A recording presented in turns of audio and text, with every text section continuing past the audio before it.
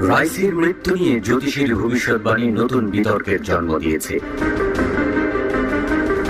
ইরানের president Ibrahim রাইসির helicopter দুর্ঘটনার বিষয়ে তুর্কি জ্যোতিষী ইলদা আসকিনের ভবিষ্যৎবাণী সামাজিক যোগাযোগ মাধ্যমে ঝড় তুলেছে।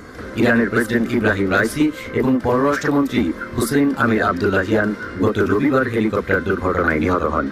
আজারবাইজান সীমান্তবর্তী এলাকায় আরাস নদীর উপর একটি বাঁধ প্রকল্প উদ্বোধনের পর উত্তর পূর্বাঞ্চলের শহর তাবরিজে ফিরছিলেন রাইসি এবং তার সফর সঙ্গীরা। ঘন কুয়াশার মধ্যে হেলিকপ্টারটি পার্বত্য অঞ্চলে দুর্ঘটনায় পড়ে।